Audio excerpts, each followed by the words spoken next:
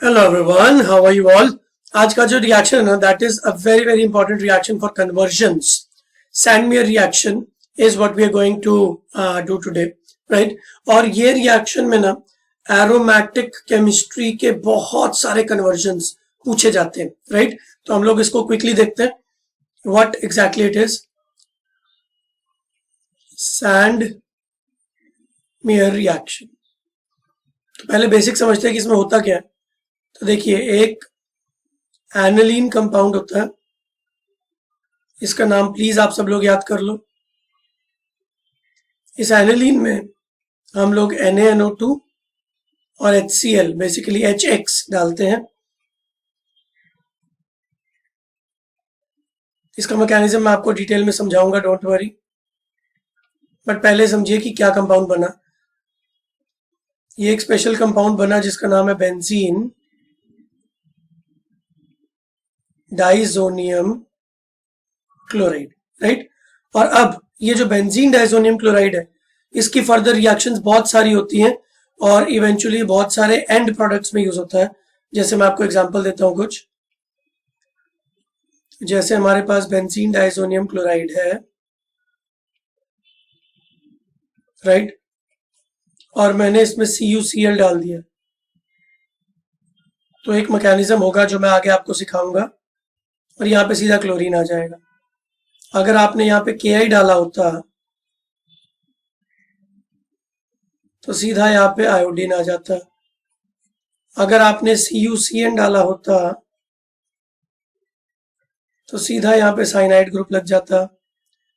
अगर आपने aqueous H2SO4 डाला, और भी बहुत सारे हैं जो मैं आगे बताता रहूंगा आपको, तो यहाँ पे OH आ जाएगा. So actually chlorobenzene, iodobenzene, cyanobenzene, phenol, तो बहुत सारे प्रोडक्ट्स को बनाने में काम आता है Sandmeyer, right? And everything starts from aniline. तो एनिलीन से बनेगा ये बेंजीन डाइजोनियम क्लोराइड और इससे फाइनली बनेगा हमारा ये वाला कंपाउंड, राइट? अब कुछ बच्चे ऐसा सोच सकते हैं, जो कि मैं आगे के वीडियोस में आपको बताऊंगा, कन्वर्जन रिएक्शंस. तो मैं आपको एक कन्वर्जन करके दिखाता हूं अभी. अगर मान लीजिए हमसे किसी ने पूछा कि एनिलीन से हमको फिनॉल बनाना है,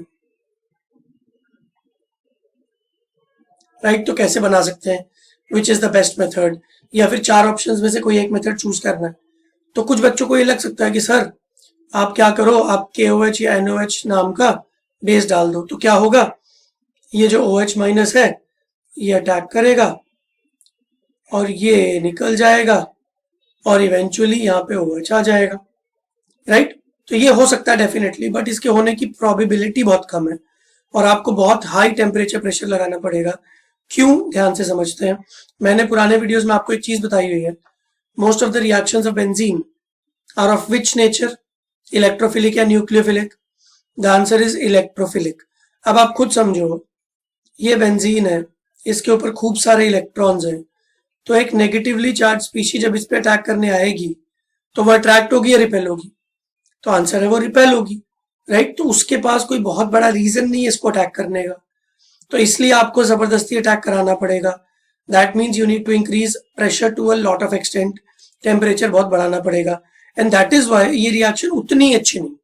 आपको याद होगा, मैंने इलेक्ट्रोफिलिक सब्स्टिट्यूशन के वीडियो में आपको ये बताया था कि बेंजीन की 99% रिएक्शंस इलेक्ट्रोफिलिक इन नेचर होती हैं, बट 1% न्यूक्लियोफिलिक भी होती हैं. तो अब अगर यहाँ पे आप high temperature, high pressure, catalyst वगैरह यूज करोगे तो डेफिनेटली रिएक्शन तो हो ही जाएगी. बट क्या ये इंडस्ट्री वाइज वायबल है? क्या ये आसानी से बनेगा? क्या ये सस्ता बनेगा?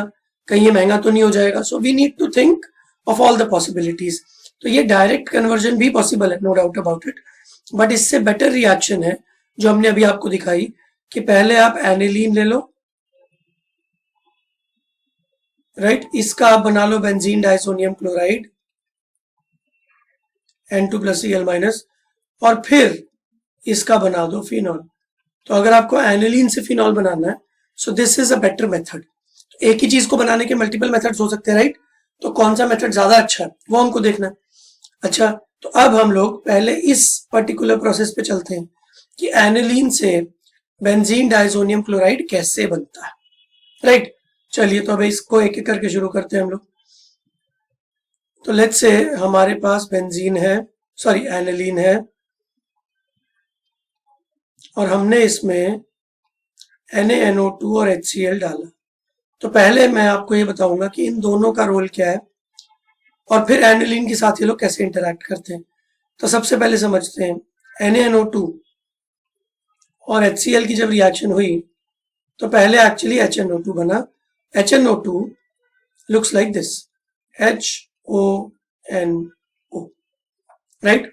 अब सिस्टम के अंदर HCl तो है ही, तो क्या होगा ध्यान से देखते हैं। HONO के सामने H प्लस आएगा, राइट।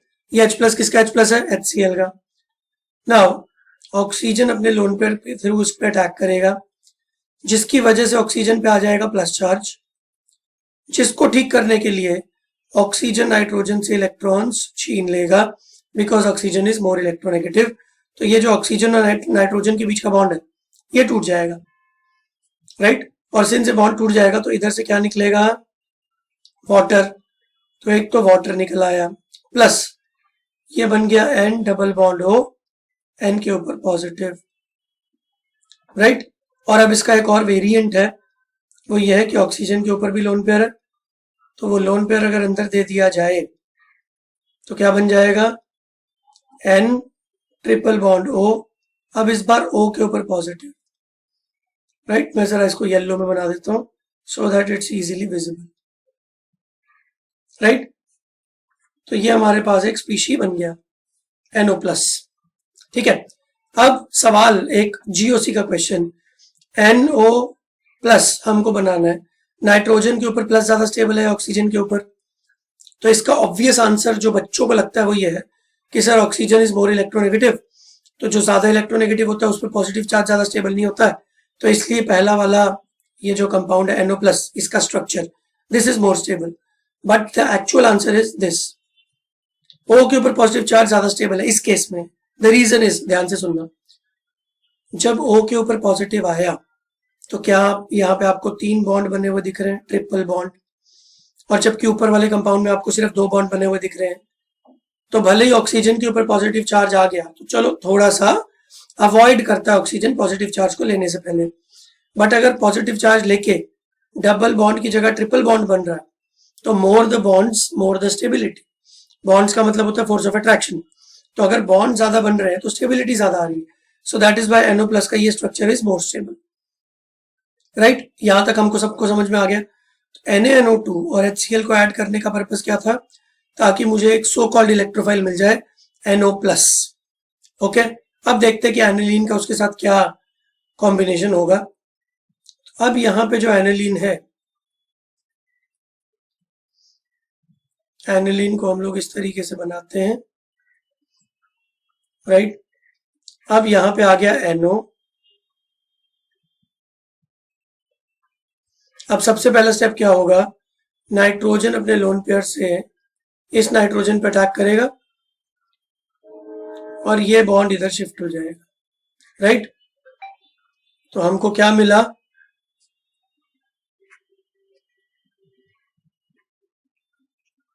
तो हमको मिल गया N, यहां पे आ गया डबल बॉन्ड O, यहां पे आ गया H, यहां पे आ गया H, और इस नाइट्रोजन के ऊपर आ गया पॉजिटिव चार्ज, राइट। यहां तक आई होप सबको समझ में आ गया, राइट। नाउ अब नाइट्रोजन के ऊपर पॉजिटिव चार्ज अगर पॉसिबल होगा तो वो ठीक करना चाहेगा, तो उसका बड़ा आसान तरीका है।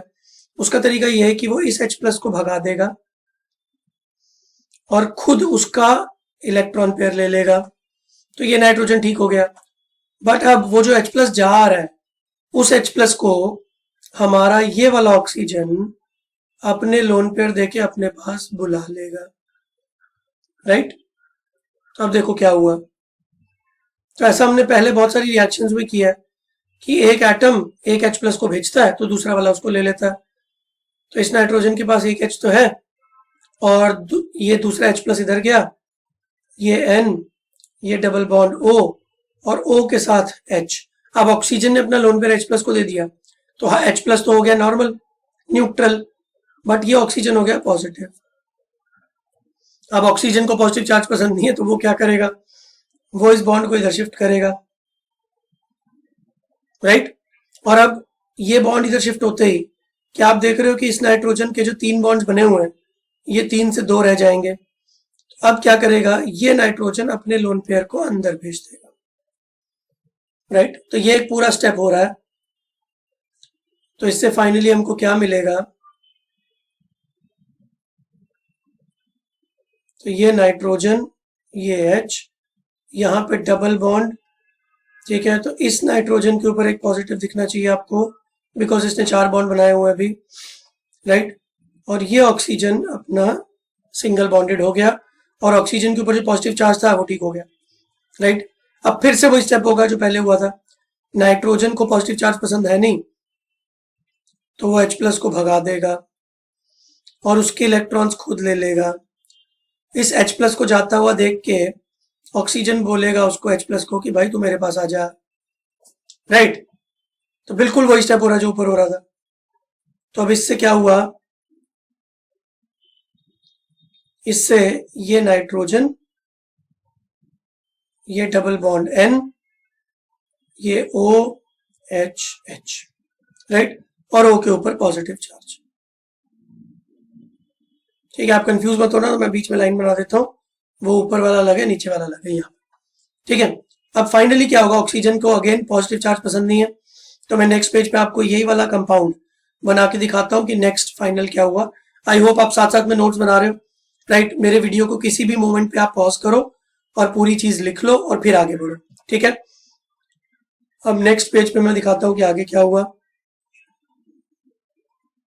तो ये है बेंजीन, ये N, double bond N, O, H, और यहाँ पे एक पॉजिटिव चार्ज। तो अब नेक्स्ट स्टेप क्या होगा, oxygen since it is more electronegative than nitrogen, वो नाइट्रोजन से इलेक्ट्रॉन छीन लेगा और इस बॉन्ड को तोड़ देगा, राइट। तो ये बॉन्ड अगर टूटेगा, इस नाइट्रोजन को, जिसको 3 बॉन्ड्स बनाने हैं उसके 2 ही बने हुए हैं, तो अब क्या होगा, ये वाला नाइट्रोजन अपने लोन पेयर्स को इधर भेज देगा। तो बेसिकली ऑक्सीजन ने उस नाइट्रोजन से छीने, तो सबसे लेफ्ट वाले नाइट्रोजन ने बीच वाले नाइट्रोजन को दे दी, राइट। तो एक पूरी चेन बनती रहती है इस तरीके से। तो फाइनली क्या हुआ, देखो जी, सबसे पहले तो क्या आपको एक चीज दिख रही है कि ये बॉन्ड टूट गया, तो यहां से पानी निकला तो माइनस वाटर, राइट। तो वाटर निकल गया, तो पीछे क्या बचा, बेंजीन के ऊपर N, यहाँ पे ट्रिपल बॉन्ड, और सिंस ये बीच वाला नाइट्रोजन, ये इसने 4 बॉन्ड बना रखे तो इस पे आ गया पॉजिटिव चार्ज, राइट। तो मैं इस कंपाउंड को बोलता हूं, मैं इस तरीके से भी लिख सकता हूं इसको, N2+, राइट। और सिंस आपको ध्यान होगा कि मैंने रिएक्शन के स्टार्टिंग में HCl यूज किया था NaNO2 के साथ, तो HCl का Cl- इसके साथ आके अटैच हो जाएगा, तो यहां पे मुझे एक Cl- भी दिखेगा, N2+ Cl-। तो इसका एक नाम रखा है हमने बेंजीन डायजोनियम क्लोराइड।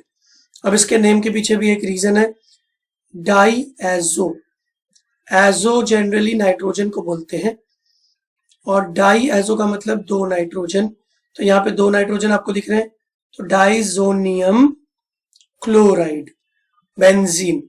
तो बेंजीन के ऊपर हमने डाई एजो लगाया और क्लोराइड लगा दिया, तो बन गया बेंजीन डाइजोनियम क्लोराइड, राइट। तो आई होप यहां तक कि आपको कहानी समझ में आ गई कि हमने एनिलीन लिया, एनिलीन के ऊपर NaNO2 और HCl का अटैक करवाया, तो इवेंचुअली हमको ये वाला प्रोडक्ट मिल गया बेंजीन डाइजोनियम क्लोराइड, राइट। अब इसकी फर्दर रिएक्शन कैसे होती है, जो मैंने आपको 3-4 रिएक्शंस करके बताई, तो उसके लिए किसी एक रिएक्शन का मैकेनिज्म उठाते हैं और बिल्कुल सिमिलर मैनर में बाकी सबके मैकेनिज्म्स भी हो जाएंगे, ठीक है। Mostly in JEE Mains and NEET आपको इसके आगे के मैकेनिज्म की जरूरत नहीं पड़ेगी, इनफैक्ट यहां तक के मैकेनिज्म की भी जरूरत रेयरली पड़ेगी, राइट। बट मैकेनिज्म जानने से काफी कॉन्सेप्चुअल क्लैरिटी मिलती है, तो इसलिए 5-10 मिनट में मतलब 5-7 मिनट में मैं वो मैकेनिज्म आपको क्लियर कर दूंगा।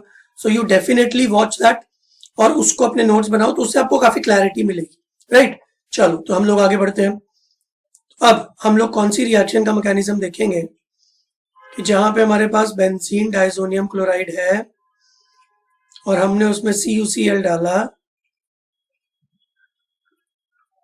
और यहाँ पे क्लोरीन लग गया, तो ये क्लोरोबेंजीन बन गया, राइट। तो क्लोरोबेंजीन बनाने के लिए हम लोग ये यूज करते हैं। तो मैकेनिज्म क्या होगा? So let's first of all understand the nature of copper first. ये जो कॉपर होता है ना, ये कॉपर +1 और +2 दोनों ही ऑक्सीडेशन स्टेट्स में एग्जिस्ट करता है। जब ये +1 होता है तो +2 बन सकता है, जब ये +2 होता है तो +1 बन सकता है, और इसके और डिटेल्स आपको डी ब्लॉक केमिस्ट्री में मिलेंगे, राइट। बट इस नेचर को आप सिंपली समझो तो काम बड़ा आसान हो जाएगा आपका। और एक और लॉजिक समझो कि अगर कॉपर +1 से कॉपर +2 बनना चाहता है, तो इसका मतलब पता क्या है? उसने एक इलेक्ट्रॉन दे दिया होगा तब बनेगा, राइट। तो कॉपर +1 अगर अपना एक इलेक्ट्रॉन दे देगा तभी तो कॉपर +2 बनेगा, और उल्टा होगा, जब कॉपर +2 कॉपर +1 बनना चाहेगा तो वो एक इलेक्ट्रॉन ले लेगा। So this is 1 electron transfer, ठीक है। तो इसको आपको बुक्स में दिखेगा, एनसीईआरटी में दिखेगा, 1 electron transfer, single electron transfer, इस तरीके के टेक्निकल वर्ड्स। तो अगर आपको ये बोर्ड्स में आ जाए और आप ये वर्ड्स लिख दो 1 इलेक्ट्रॉन ट्रांसफर एंड ऑल, तो जो टीचर है ना, जो आपका पेपर चेक करने वाले एग्जामिनर, ठीक है, उनके ऊपर बहुत अच्छा इंप्रेशन पड़ेगा कि आपको काफी डिटेल्स पता है। और डेफिनेटली इस चीज का इंपैक्ट किस पे आएगा? आपके मार्क्स पे। तो आपको अच्छे मार्क्स मिलेंगे, राइट। तो जब आपको उसका नेम पता है तो आप उसका नाम लिख दो ना, राइट। चलो तो हम लोग इसको अब डिटेल में देखते हैं कि ये कॉपर के साथ किस तरीके से इसका रिएक्शन चल रहा है। तो सबसे पहले बेंजीन डाइसोनियम क्लोराइड किस तरीके का दिखता है, जरा ध्यान से समझो। N ट्रिपल बॉन्ड N, इस नाइट्रोजन पे प्लस चार्ज और Cl- साथ में जुड़ा हुआ है बस, right. It's like ionic bond, ionic force of attraction, कोई कोवेलेंट बॉन्ड नहीं। और यहाँ पे CuCl, Cu+1। तो सबसे पहले तो आप ये समझ लो कि Cu बन जाएगा CuCl2, राइट। तो बेसिकली ये वाला जो क्लोरीन है ना, ये क्लोरीन CuCl के साथ जुड़ गया और CuCl2 बना लिया। बट अब इस पूरे प्रोसेस में हुआ क्या? कॉपर बन गया कॉपर +2, मतलब इसने एक इलेक्ट्रॉन दिया। वो इलेक्ट्रॉन किसको दिया, ध्यान से समझेंगे। तो देखो, यहां से यहां पे होमोलिटिक फिशन हुआ, राइट। या फिर आप ये भी बोल सकते हो, इतने डिटेल की जरूरत नहीं है, कि ये बॉन्ड इधर शिफ्ट हुआ, तो यहां पे आपको N2 निकलता हुआ दिखेगा, राइट। बट जब आप N2 निकाल दोगे, ध्यान से सुनना मेरी बात, तो प्लस जो दूसरा प्रोडक्ट है उसको मैं नीचे दिख रहा हूं, देखो ये बेंजीन है। मैं आपको जरा डिटेल में समझाने की कोशिश कर रहा हूँ लेमैन लैंग्वेज में। बहुत ज्यादा टेक्निकल डिटेल में जाओगे ना तो इतना कॉम्प्लिकेटेड हो जाएगा कि समझ में नहीं आएगा। तो लेमैन लैंग्वेज में समझो पहले, ठीक है। तो बेंजीन के ऊपर हमारा N ट्रिपल बॉन्ड N लगा हुआ है। जस्ट इमेजिन कि अगर ये बॉन्ड इधर शिफ्ट हो जाए तो क्या होगा? तो होगा ये कि बेंजीन के ऊपर आ जाएगा प्लस चार्ज, वो ज्यादा स्टेबल नहीं है बट मान लो, और ये बन जाएगा N2, राइट। अब आप एक चीज समझो कि कॉपर ने जो अपना एक इलेक्ट्रॉन दिया, जिसकी वजह से कॉपर +1 से +2 गया, वो इलेक्ट्रॉन बेंजीन के पास आया, तो बेंजीन एक्चुअली एक फ्री रेडिकल की तरह दिखेगा आपको, राइट। तो यहाँ पे 2 स्टेप हो रहे हैं। तो यहाँ पे 2 स्टेप क्या हो रहे हैं कि कॉपर +1 से +2 गया, उसने अपना एक इलेक्ट्रॉन दिया, वो इलेक्ट्रॉन की वजह से बेंजीन पे जो पॉजिटिव चार्ज आने वाला था वो एक्चुअली फ्री रेडिकल में कन्वर्ट हो गया, राइट। और यहाँ पे N ट्रिपल बॉन्ड N के ऊपर जो पॉजिटिव चार्ज था वो N2 बन के निकल गया, राइट। और N2 क्या होता है? एक बड़ा स्टेबल प्रोडक्ट होता है। तो जो स्टेबल प्रोडक्ट होता है ना, वो हमेशा रिएक्शन को फॉरवर्ड की तरफ ले जाता है। आपको शायद याद होगा 11th क्लास में ली चैटलियस प्रिंसिपल होता है एक चीज, राइट। तो उसमें एक चीज हमको पता चलती है, और इनफैक्ट थर्मोडायनामिक्स और इन जनरल केमिस्ट्री में एक बहुत सिंपल सा फिलॉसफी है स्टेबल प्रोडक्ट्स की तरफ रिएक्शन जाएगी, राइट। तो अगर प्रोडक्ट स्टेबल है तो रिएक्शन फॉरवर्ड की तरफ जाती है, ठीक है। तो एट द एंड आपको क्या मिल गया, बेंजीन फ्री रेडिकल, ठीक है। अब हम लोग इसकी एक और स्टेप है और ये रिएक्शन खत्म हो जाएगी। Now the next step, benzene free radical जो है इसके सामने हमारा CuCl2 आया। कैन यू इमेजिन कि CuCl2 कैसा है? इस तरीके का एक कंपाउंड है, कॉपर के ऊपर +2 है और इधर इधर Cl- है। तो अब आप देखना क्या हुआ, कॉपर ने क्लोरीन से एक इलेक्ट्रॉन छीन लिया तो क्लोरीन बन गया फ्री रेडिकल, राइट, न्यूट्रल, और कॉपर खुद कन्वर्ट हो गया कॉपर प्लस में +1 और इसलिए वो बन गया CuCl। तो बेसिकली CuCl एक कैटलिस्ट था ना, तो आप ध्यान से समझो पहले। तो कैटलिस्ट ने क्या काम किया कि पहले कॉपर +1 Cl-1 था, पहले वो बन गया CuCl2 और फिर बाद में वो वापस बन गया CuCl। तो पहले कॉपर +1 से +2 जा रहा है, फिर कॉपर वापस +2 से +1 जा रहा है। तो कॉपर एक रिड्यूसिंग एजेंट और ऑक्सीडाइजिंग एजेंट दोनों का काम कर रहा है, राइट। तो ऐसा होता है बहुत सारी रिएक्शंस में। इनफैक्ट बहुत सारी रिएक्शंस में जो कैटलिस्ट होते हैं ना, वो पहले अपने ऑक्सीडेशन नंबर को चेंज करते हैं, बढ़ा लेते हैं, फिर घटा लेते हैं, right. And this is how they increase the speed of reaction, right. Vanadium के साथ भी ऐसा ही है, राइट। आगे के और वीडियोस में इसको देखेंगे, बट फिलहाल कॉपर +2 ने एक इलेक्ट्रॉन क्लोरीन से ले लिया और क्लोरीन को बना दिया फ्री रेडिकल और खुद बन गया CuCl। और अब ये क्लोरीन फ्री रेडिकल बड़ा खुशी खुशी बेंजीन फ्री रेडिकल के साथ अटैक करेगा और आपको मिल जाएगा chlorobenzene, right. So this is how the reaction moves. Now ये पूरा मैकेनिज्म जेई एडवांस वालों के लिए बहुत इंपॉर्टेंट है, बट अगर जेई मेंस वाले, नीट वाले, सीईटी वाले, बिटसेट वाले ये वीडियो देख रहे हैं तो डियर स्टूडेंट्स, आई होप आपको इस पूरे मैकेनिज्म से एक चीज समझ में आ गई होगी कि कॉपर पहले +1 से +2 गया, फिर +2 से +1 गया, ठीक है। तो ये एक इंपॉर्टेंट चीज आपसे पूछी जा सकती है, बट बाकी का मैकेनिज्म उतनी डिटेल में आपको याद रखने की जरूरत नहीं है। एक दो बार वीडियो देखो, जितना समझ में आ जाए अच्छी बात है, बट ये रिएक्शन ओवरऑल बहुत इंपॉर्टेंट है। Sandmeyer, right. तो एनिलीन से benzene diazonium chloride, benzene diazonium chloride से इवेंचुअली क्लोरोबेंजीन, राइट। अब अगर कोई आपके मन में एक सवाल हो कि सर वो बात तो ठीक है कि अगर मेरे पास एनिलीन होता तो मैं उससे सब बना लेता, पर सर मैं एनिलीन कैसे बनाऊंगा? तो बेंजीन से एनिलीन कैसे बनाते हैं? तो उसके लिए बहुत सारी कन्वर्जन रिएक्शंस मैं आगे आपको और करवाऊंगा, डोंट वरी। तो बेंजीन से एनिलीन कैसे बनाना है वो मैं आपको सिखाऊंगा।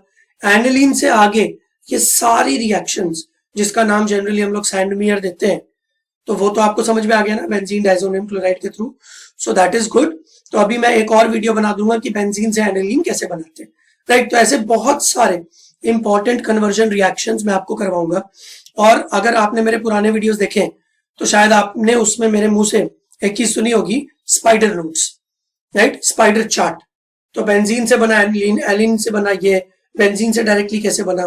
तो जब आप मेरे वीडियोस देखते जाओगे तो ऐसे स्पाइडर नोट आप धीरे धीरे बनाते रहो, राइट। तो उससे आपकी ऑर्गेनिक की रिवीजन बहुत ज्यादा अच्छी हो जाएगी। और बाकी मैं भी कोशिश करूंगा कि जितनी ज्यादा कन्वर्जन्स मैं आपको बता सकूं उतने ज्यादा कन्वर्जन्स मैं आपको बताऊंगा। बस हर इंडिविजुअल कन्वर्जन को आप लोग याद रखो, आपका काम बड़ा आसान, ठीक है। अब अगर मैं आपसे पूछूं, चलो एक होमवर्क है और मुझे आप चैट बॉक्स में, राइट, कमेंट बॉक्स में बताना कि कैसे होगा। अगर मुझे बेंजीन से क्लोरोबेंजीन बनाना है और मुझे सैंडमियर रिएक्शन यूज नहीं करनी, तो कोई और तरीका है कि आपके पास बेंजीन से क्लोरोबेंजीन बनाने का, राइट। चलो मैं आपको एक हिंट भी देता हूं, वो एक ऐसी रिएक्शन है जिसका नाम F से शुरू होता है, राइट। ये एक हिंट है, मुझे कमेंट बॉक्स में बताओ कि आपको याद आया या नहीं आया, और अगर याद आया तो उसमें कौन से रिएजेंट्स यूज होंगे, ठीक है। चलो फिर तो आज के वीडियो के लिए इतना काफी है। नेक्स्ट वीडियो में कोई और अच्छी रिएक्शन में लेके आता हूं। अभी के लिए एंजॉय। आई होप कि आप लोग अच्छे से नोट्स बना रहे हो और आपका कॉन्फिडेंस धीरे धीरे बढ़ रहा है। डोंट वरी, आपके एग्जाम से पहले आप मेरे अगर सारे वीडियोस देख लोगे तो आपका कॉन्फिडेंस सुपर्ब हो जाएगा और बहुत सारी रिएक्शंस इन्हीं वीडियो में से आएंगी। ठीक है, चलो अभी के लिए टेक केयर, बाय बाय।